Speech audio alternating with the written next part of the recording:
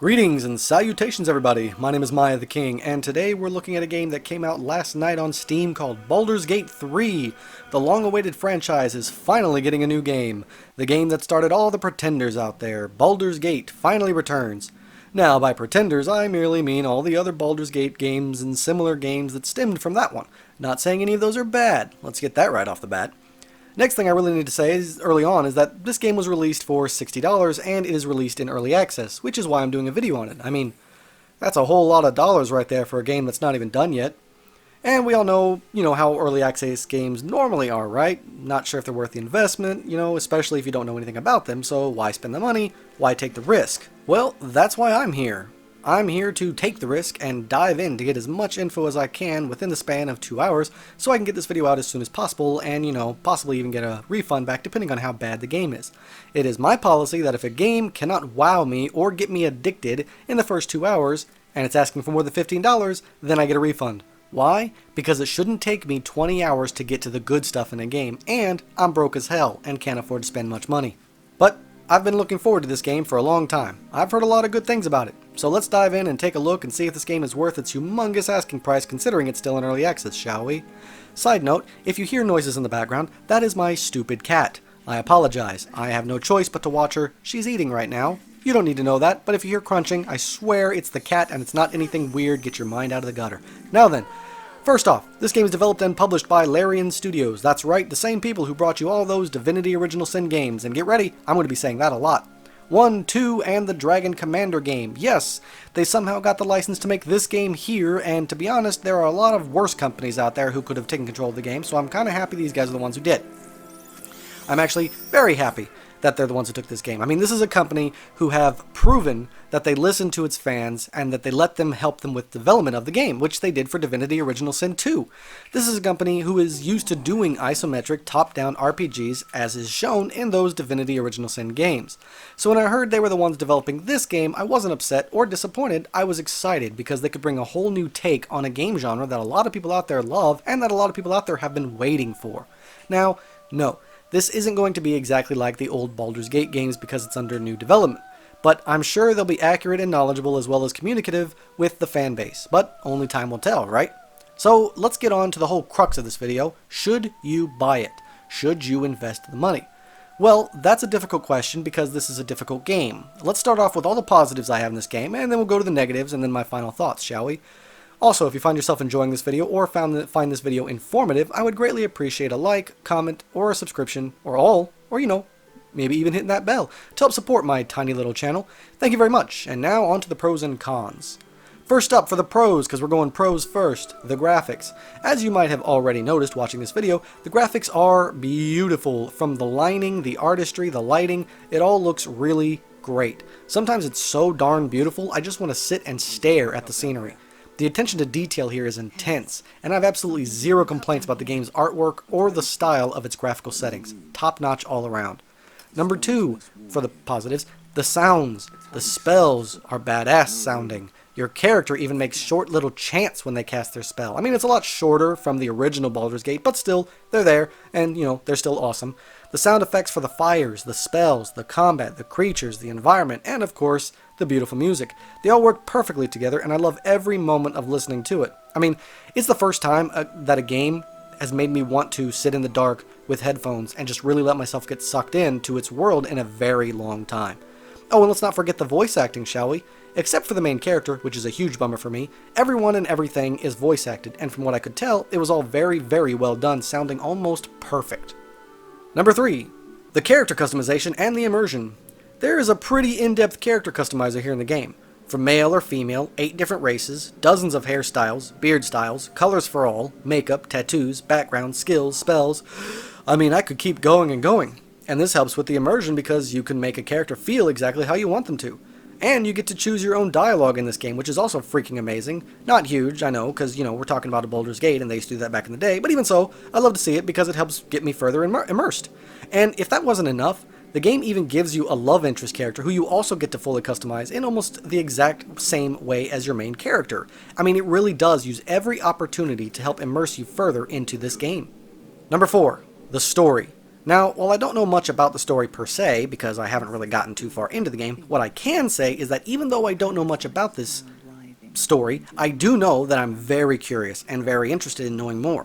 The game has a way of keeping you interested and keeping you curious without actually really giving you anything strong to go on. I can tell by the cutscenes, the dialogue, and the overall feel of the game that it's going to have something amazing on the horizon worthy of the Baldur's Gate title.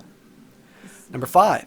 The controls. Now, the UI, in my own personal opinion, is very nice, and to be blunt, I think it's complicated enough for people to stay interested and invested, but also simple enough for people new to this style of games to easily transition into the gameplay style.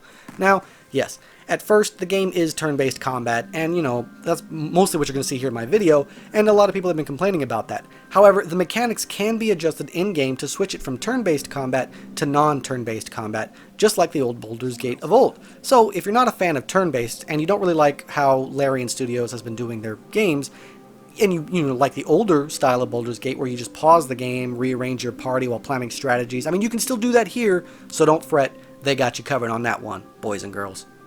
Number 6 of the positives, the stability of the game.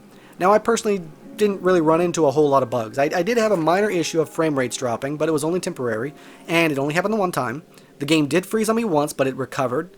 There were a few bugs and glitches scattered about, like a person talking but their lips weren't moving, or my companions clipping through walls, or the enemy just kind of flying off the map temporarily to return once more. But the thing about these bugs is that they were rare when they happened, and the game always recovered, never repeating the same bug that I found. Now, what this tells me is that this game is a work in progress, which is obvious because it's an early access title, but it also tells me that for the most part the game is pretty stable, and even its minor bugs are made even more minor by the fact that the game fixes them on its own. Now, I have no guarantee that I won't run into those same bugs again, but it's nice to know that when this little bug happens, the game fixes itself and allows you to keep playing for a little while before it encounters another one. You know what I mean? I honestly felt no issues with the game's stability other than those few small bugs, and considering the game is in early access, these small bugs are fine. The fact that the game started up perfectly, didn't crash, and didn't bombard me with infuriating crashes or bugs, I consider that a really good thing. Number 7. There is online capabilities. Now, this makes sense because both of the Divinity Original Sin games also had that, and if I'm not mistaken, even the original Baldur's Gate had some kind of co-op. And it's been a while since I've played them, but I think they were there. But the point is, if you and your family or friends are really into games like this, like Diablo or any other game of this style, then guess what? You're going to get to play with them.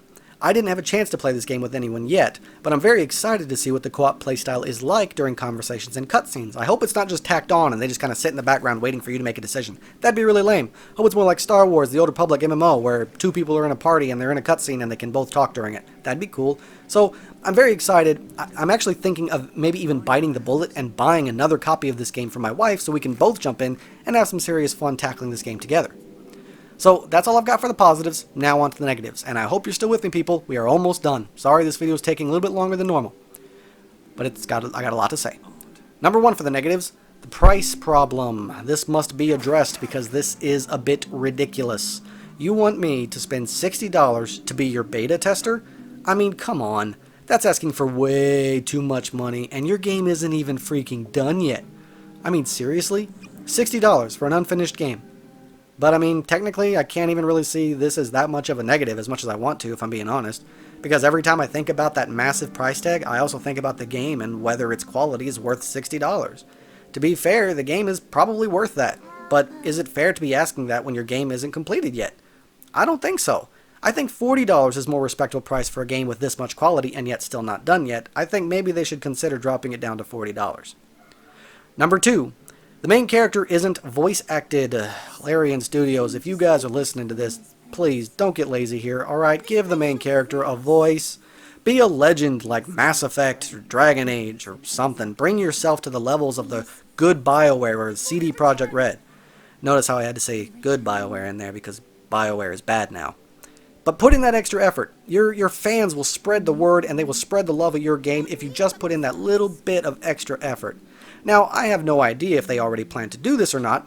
Technically, the main character already does have a voice actor, but only for very brief, non-conversation talking statements scattered about when you're actually traversing the map or in combat. Take that and transition it into a fully fleshed out voice actor for all the dialogue of our main character. Bump it up a notch, guys, come on. It's very disappointing to see all this quality and to hear all this dialogue only to find out that my main character doesn't actually say anything. I mean, that was a huge letdown for me when I was hyped up on this game and getting super excited as I was playing it all the way up to my first conversation. I mean, there was so much going into this. I was like, it's not going to let me down anywhere, until it came time for me to converse, and I realized my guy didn't have a voice, and I got, there's the very first letdown of the game. Let's see how many more there are. So, just saying, if you fix that, that's a huge issue for me. Number 3 of the negatives. The stability of the game. Yes, I know I also put this in the positives, but I must reiterate this fact.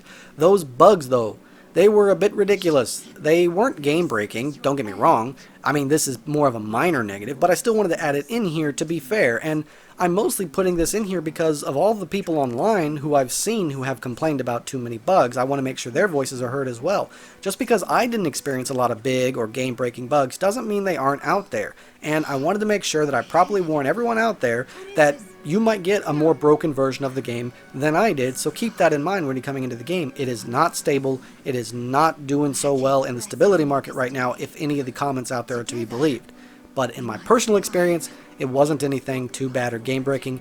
Take that for what you will. You know, buy at your own risk kind of thing. Number 4 and last of my negatives, the camera controls. Now these are a bit counterproductive. Sometimes the camera is seeing through walls and getting stuck in certain areas.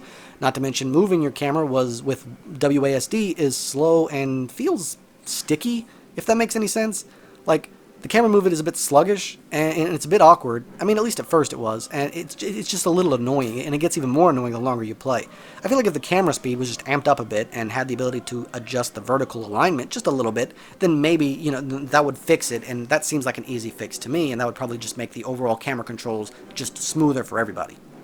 And that's all I could find about the negatives here, guys. Basically, the pros outweigh the cons big time. But now let's go to my final thoughts, where I think about everything while I was actually playing and while I was writing the script, and let me try to give you guys a more legit consensus on the game. The game is a bit buggy, it's a bit awkward, and it's hardly anything like the old Baldur's Gate at all. But is it worth it? Well, the production quality is clearly there. The graphics and sounds in almost every setting are freaking amazing. The immersive elements here are very in-depth and intuitive. The combat is adaptive for the particular playstyle that you want, and it's pleasant to a wide range of people. The game even gives you a little dice to roll whenever you have a skill check, which I love, by the way. There are interactive scenes, there are choices, there are relationships, there are customizable anythings scattered everywhere. There's even a sensual, exotic female voice who narrates your adventure.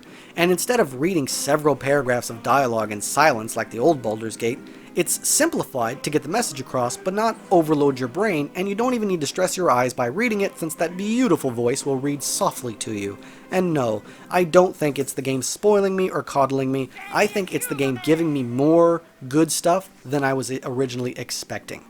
Honestly, guys, I love the game. I am not getting a refund, and I see many sleepless nights in my future as I play this game to completion.